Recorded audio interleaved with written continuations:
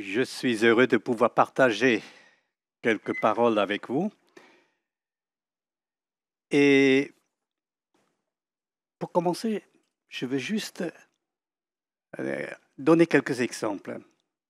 Il y a très longtemps, quand nos enfants étaient encore petits, il y avait une vidéo qu'ils aimaient beaucoup, c'était la caméra cachée. Ils regardaient ça, je ne sais pas combien de fois.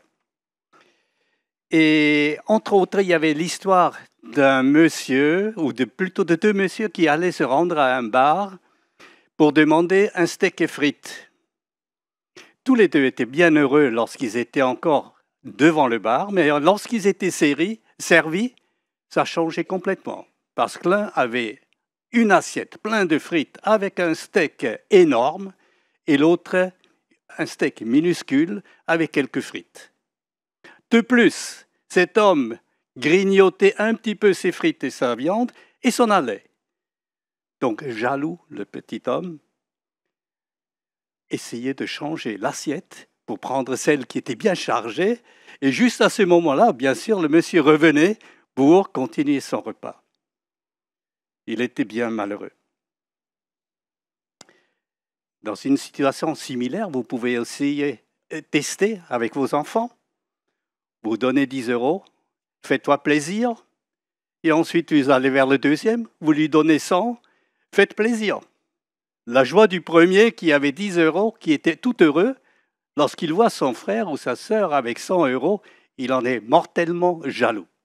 Il ne supporte plus la situation. Ou vous avez fini vos études, enfin fini, vous décrochez un premier emploi, vous êtes tout content, vous êtes le premier de la promotion, vous rentrez à la maison, le cœur en émoi, tout heureux. 2, 3, 4, 6 mois plus tard, vous apprenez qu'un autre a trouvé un poste encore mieux et il gagne le triple de votre salaire. Vous avalez votre salive, c'est la jalousie qui règne dans votre cœur et vous vous dites « Mais pourquoi ? Pourquoi ai-je saisi cette occasion si vite ?» Et on se rend compte que finalement, jalousie ou la joie peut changer très vite en jalousie, le triomphe en sentiment de défaite, et c'est un petit peu cela dont nous allons parler ce matin. L'histoire que nous allons regarder ensemble, c'est l'ouvrier de la dernière heure, qui se trouve en Matthieu chapitre 20, dans les versets 1 à 16. Nous allons lire ces textes ensemble. « Car le royaume des cieux est semblable à un maître de maison qui sortit dès le matin, afin de louer des ouvriers pour sa vigne. Il convint avec eux d'un denier par jour et les envoya à sa vigne. Il sortit vers la 3e heure, il en vit d'autres qui étaient sur la place sans rien faire. Il leur dit, « Allez aussi à ma vigne, je vous donnerai ce qui sera raisonnable. » Ils y allèrent. Il sortit de nouveau vers la 6e heure et vers la 9e heure, et il fut de même. Étant sorti vers la 11e heure, il en trouvait d'autres qui étaient sur la place. Et il leur dit, « Pourquoi vous tenez-vous ici toute la journée sans rien faire ?» Ils lui répondirent, « C'est que personne ne nous a loués. »« Allez aussi à ma vigne, leur dit-il. » Quand le soir fut venu, le maître de la vigne dit à son intendant, « Appelle les ouvriers, paye-leur le salaire, en allant des derniers aux premiers. » Ceux de la 11e heure vinrent et reçurent chacun un denier. Les premiers vinrent ensuite, croyant recevoir davantage, mais ils reçurent aussi chacun un denier. En le recevant, ils murmurèrent contre le maître de la maison et dirent, « Ces derniers n'ont travaillé qu'1 heure et tu les traites à l'égal de nous. Qui avons supporté la fatigue du jour et la chaleur ?» Il répondit à l'un d'eux, « Mon ami, je ne te fais pas tort. N'es-tu pas convenu avec moi d'un denier? Prends ce qui te revient et va-t'en. Je veux donner à ce dernier autant qu'à toi. Ne m'est-il pas permis de faire de mon bien ce que je veux? Ou vois-tu d'un mauvais œil que je sois bon Ainsi, les derniers seront les premiers et les premiers seront les derniers. Nous allons regarder tout d'abord le contexte. La chose la plus importante, c'est savoir qu'on ne se trouve pas dans l'Ancien Testament, dans le Nouveau Testament. C'est encore la partie la plus simple. C'est donc dans le troisième tiers de la Bible. Et à l'intérieur du Nouveau Testament, nous nous trouvons dans les évangiles, le récit de l'histoire de Jésus. Et là, ce récit s'appelle Matthieu. Il est particulièrement destiné aux Juifs parce qu'il fait beaucoup appel à l'Ancien Testament pour montrer, voilà, ce Jésus est le Messie que vous attendez depuis si longtemps. Et ce Jésus, il annonce, ou l'accent dans l'évangile de Matthieu est mis sur l'annonce du royaume de Dieu ou le royaume des cieux. C'est l'équivalent. Juste, on utilisait le terme le royaume des cieux puisqu'on avait peur de prendre le nom de Dieu dans la bouche, donc on mettait un autre mot à la place. Donc le royaume des cieux, le royaume de Dieu, c'est la même chose. Et Jésus invitait à la repentance pour entrer dans ce royaume des cieux. Et Jésus accompagnait ses paroles par des miracles, non pas simplement pour être le guérisseur qui réunit le maximum de personnes pour se baigner en quelque sorte dans la foule. Non, il faisait ces miracles pour attester que ce qu'il disait était la vérité, qu'il était Dieu, le Créateur, qui était capable de surpasser les limites que la nature normalement impose. Il est véritablement le Messie. Dans ses paroles, Jésus utilise aussi des paraboles. C'est un peu particulier et surtout quand vous allez lire en Matthieu chapitre 13, verset 13, vous êtes quelque part étonné. C'est pourquoi je leur parle en paraboles, parce qu'en voyant, ils ne voient point et qu'en entendant, ils n'entendent ni ne comprennent. Quelque part, en parlant en énigme, il y a une séparation qui se fait au niveau de son auditoire. Pour les uns, c'est du charabia. Ils claquent le livre, s'en vont. D'autres cherchent, trouvent et se laissent instruire. Donc, une façon de parler très intéressante. Quand on regarde dans le contexte immédiat de notre récit, au texte précédent, nous trouvons l'histoire du jeune homme riche. C'est étonnant que de cet homme, on retient surtout qu'il était riche. C'est un homme qui va finalement préférer la richesse que de suivre Jésus, que de se séparer. Et on se rend compte finalement, la richesse était son Dieu. Et les apôtres, de l'autre part, qui ont tout quitté. Ils ont tout abandonné pour suivre Jésus, tant quelque part ils étaient les pauvres. Et ils se demandent, mais est-ce que ça vaut la peine de suivre Jésus? Et Jésus leur dit, de nouveau, les premiers seront les derniers, les derniers seront les premiers. Vous serez largement gagnants. Parce qu'il dit, et quiconque aura quitté à cause de mon nom ses frères, ses sœurs, ou son père, ou sa mère, ou sa femme, ou ses enfants, ou ses terres, ou ses maisons, recevra le centuple et héritera la vie éternelle. Plusieurs des premiers seront les derniers, et plusieurs des derniers seront les premiers. Donc, quelque part, une parole similaire à celle que nous avions déjà lue dans notre texte.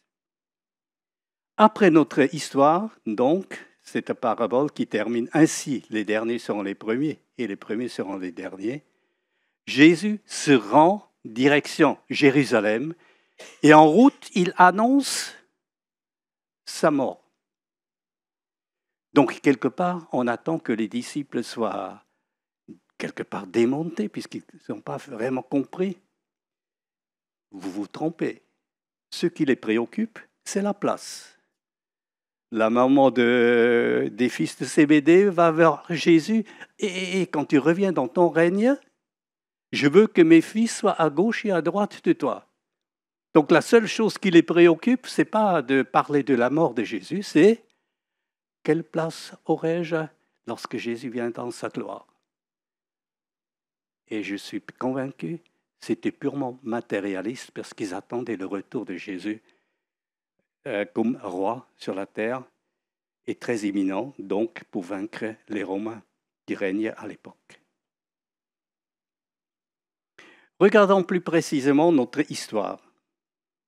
Tout d'abord, nous avons le maître de maison qui a une vigne et qui embauche les ouvriers.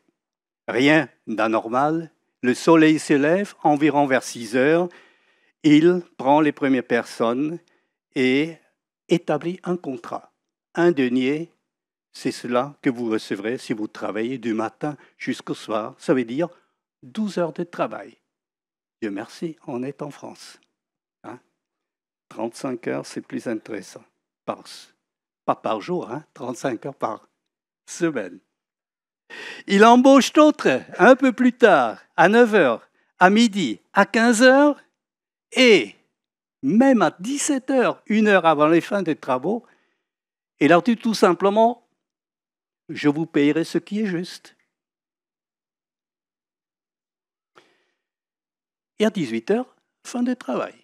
Ça veut dire que les derniers sont en quelque sorte arrivés juste pour regarder comment finir le travail, pour nettoyer les outils et hop, rentrer. Alors vient le moment de distribution du salaire, en commençant par les derniers. Alors, 1 heure de travail et au grand étonnement, ils touchent le salaire d'une journée de travail. Extraordinaire. Je peux m'imaginer qu'ils se disaient « il a dû se tromper, il faut filer tout de suite, avant qu'il ne le redemande. » Le deuxième, peut-être aussi 3 heures de travail, c'est super. Je m'imagine que celui qui a travaillé 6 heures et touche toujours un denier, se dit déjà, c'est bien que j'ai gagné plus que prévu, mais je devrais en principe déjà avoir un petit peu plus. Celui de 9 heures, certainement la même réaction. Mais rien n'est dit dans le texte. C'est mon imagination qui parle. Donc, jusqu'au dernier, tout le monde reçoit un denier. 12 heures de travail, un denier. 1 heure de travail, un denier. Un cas pour les syndicats. Tous touchent le même salaire. Révoltant. Vous auriez fait ça à la maison quand j'étais encore enfant, j'aurais hurlé de colère. À la maison, il fallait partager les choses tellement parfois on était jaloux l'un de l'autre. Il est donc compréhensible que les derniers qui ont travaillé pendant 12 heures commencent à murmurer. Si vous regardez dans l'Ancien Testament, les Juifs c'était des spécialistes pour murmurer. Ça n'a pas seulement commencé dans le désert, même déjà quand ils étaient en Égypte, ils murmuraient et ça restait jusqu'à la déportation. Et je suppose qu'aujourd'hui, ça n'a pas beaucoup changé. Et nous avons emboîté leurs pas, n'est-ce pas? Alors ils murmurent contre le maître. Mais le maître répond, mais franchement, nous avions un contrat. On en a signé, tous les deux. Tu étais d'accord pour un denier? Je t'ai donné un denier. J'ai fait exactement ce qui était demandé. Tu as reçu exactement ce que tu t'attendais à recevoir selon le contrat. Et une autre part, le maître de la maison, il est libre de faire ce qu'il veut avec son bien. Et s'il a envie de faire du bien avec ses biens, de plaisir, alors il a la liberté de le faire. On ne peut pas l'enfermer dans nos idées. Et la parabole termine avec « Ainsi les derniers seront les premiers et les premiers seront les derniers. » Attention, c'est une parabole. Car le royaume des cieux est semblable à. C'est une introduction qui souvent renvoie à une parabole. Je regardais dans le petit dictionnaire biblique pour tous de la Ligue pour la lecture de la Bible, où c'est écrit, la définition de ce mot parabole, le mot signifie littéralement mettre les choses côte à côte, c'est-à-dire dire quelque chose d'une manière différente. Une parabole est en général un parallèle prolongé ou une brève histoire destinée à enseigner une vérité particulière ou répondre à une seule question. De nombreuses paraboles de Jésus donnent forme à des messages qui ne pouvaient être transmis autrement. Il exprime, en des termes appropriés et familiers, le message inhabituel du royaume. Cela est donc la définition. Et donc, lorsque nous avons une parabole devant nous, nous ne pouvons pas donner la signification pour chaque détail. Sinon, nous allons commencer à tordre le sens de l'Évangile. Notre histoire commence avec quelque chose de tout à fait habituel. Un propriétaire qui embauche des ouvriers. Rien à dire, là, tout le monde se sent à l'aise. Ensuite, ça devient une histoire complètement absurde. Imaginez un patron qui réagirait tous les jours comme ça. Il y a des ouvriers de 10, 9, 6, 3, 1 heure et toujours le même salaire. Je ferai ça 2 ou 3 fois, mais après, je serai toujours celui qui arrive à la dernière heure pour toucher un bon salaire. C'est donc une histoire qui ne colle absolument pas avec la réalité. Et du coup, le public est averti et se dit « Mais attends, qu'est-ce qu'il raconte ? Il ne comprend rien de l'économie. » Donc, tout le monde se dit « Ah, mais qu'est-ce qui arrive ?» Et la conclusion de l'histoire, c'est « Ainsi, les derniers seront les premiers et les premiers seront les derniers. » Je suis persuadé que Jésus ne s'est pas arrêté là. Parce que quelques personnes du public ont quand même dû poser quelques questions. Mais attends, c'est quand même bizarre ton histoire. Ça ne tient pas. Explique-nous. Zut.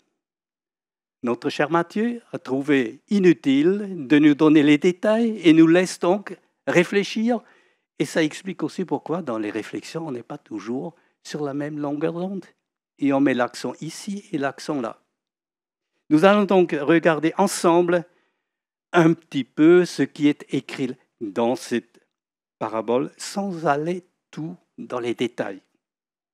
Ce que je retiens, il y a une opposition entre loi et promesse. Celui qui a travaillé 12 heures, il a un contrat. Il a travaillé selon un contrat. Tous les autres sont allés dans le travail avec une promesse.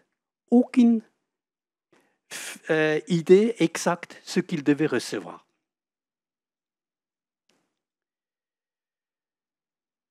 Souvent, on compare les personnes qui sont sous la loi aux Juifs. Le texte, je sais, je n'oserais jamais dire cela, parce que la loi, si on va aller jusqu'au bout, celui qui a travaillé sur la loi, il touche un denier et serait donc similaire à celui qui reçoit par la grâce quelque chose. La vie éternelle ne se gagne pas. Donc, il faudrait certainement davantage regarder sur l'esprit qui agit dans les personnes.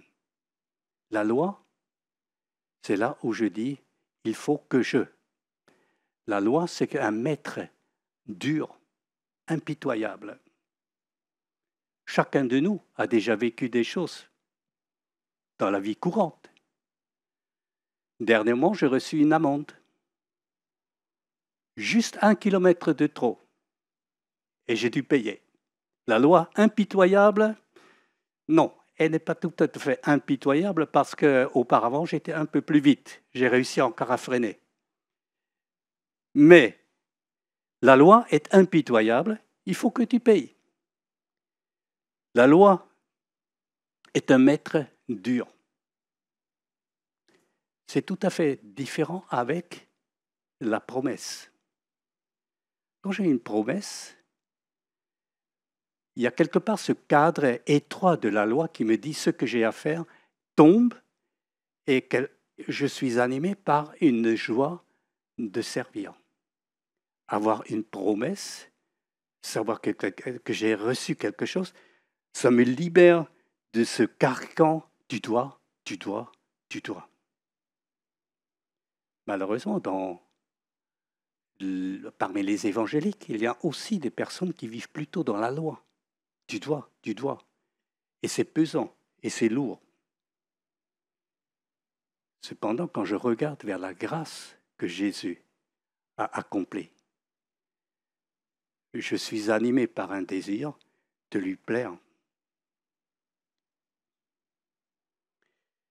Celui qui est sous la loi, c'est là où c'est l'effort qui prime. Il faut donc travailler durement. Ce n'est plus la joie de travailler, c'est l'effort. Il faut que je réussisse. Et je suis persuadé, si on travaille dans une telle situation, on peut s'épuiser. Et parfois, l'épuisement amène à ce qu'on n'arrive même plus à travailler puisqu'on est sans force.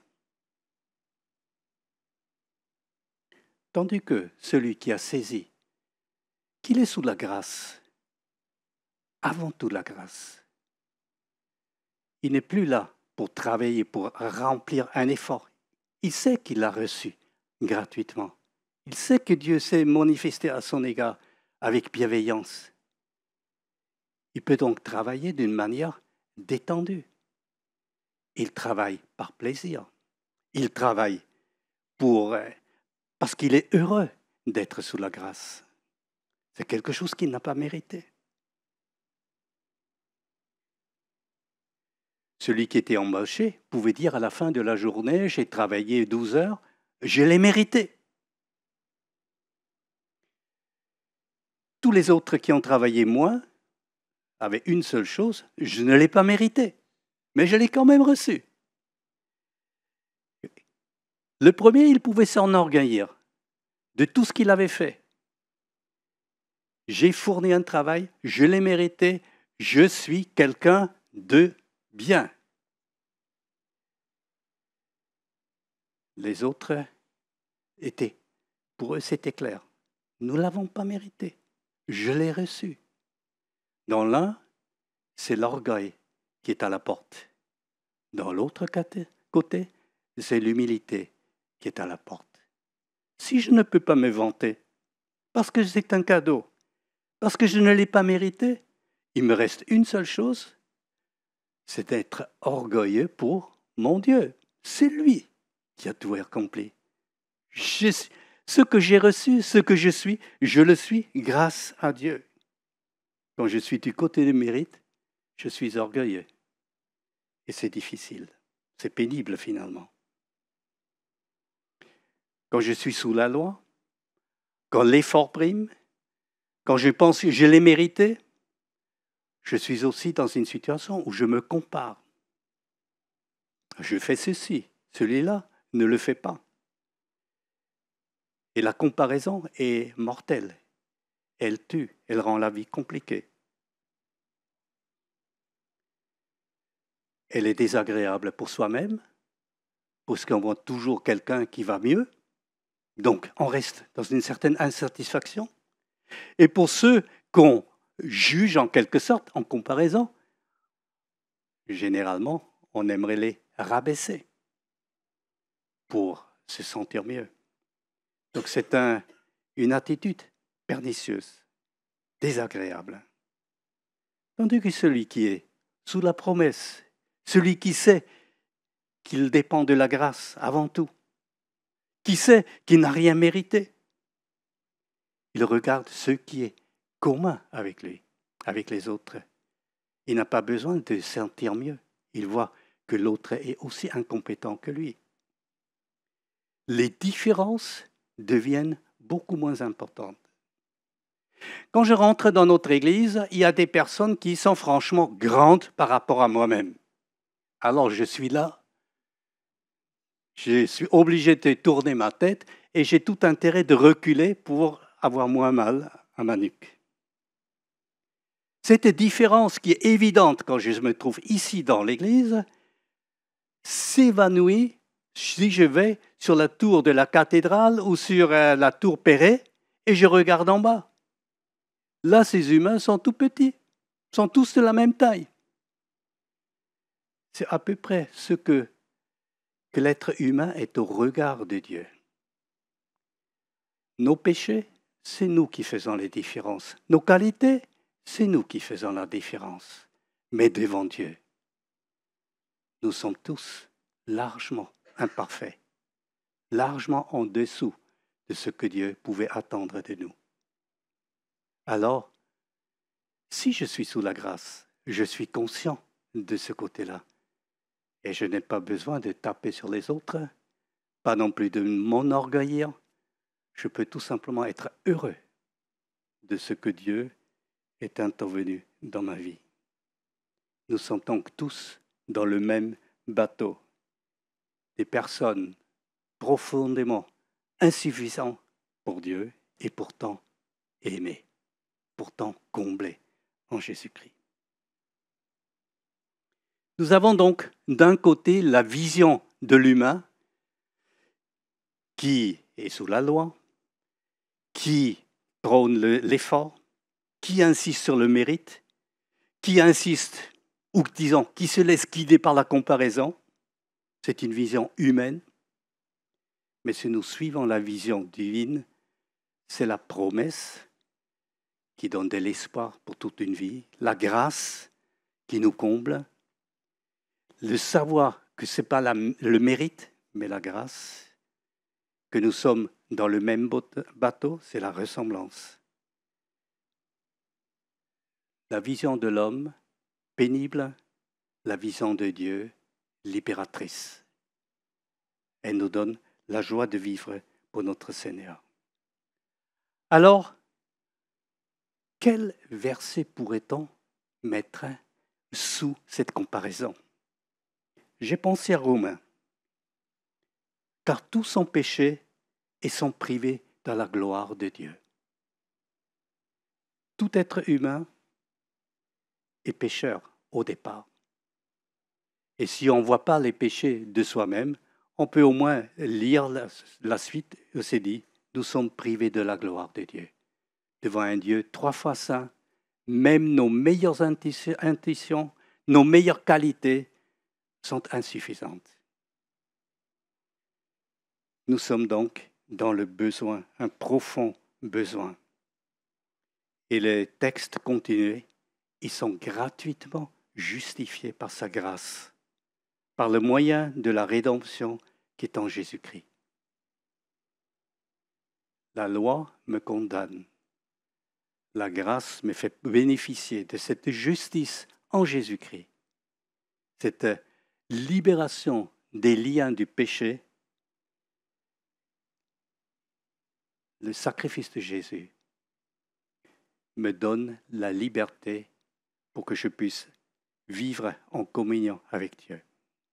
Je ne serai plus privé de la gloire de Dieu, mais je vis dans la gloire de Dieu, non pas parce que je suis un être bien, mais parce que Jésus m'a rendu parfait, capable de vivre dans la communion avec Jésus. Prions.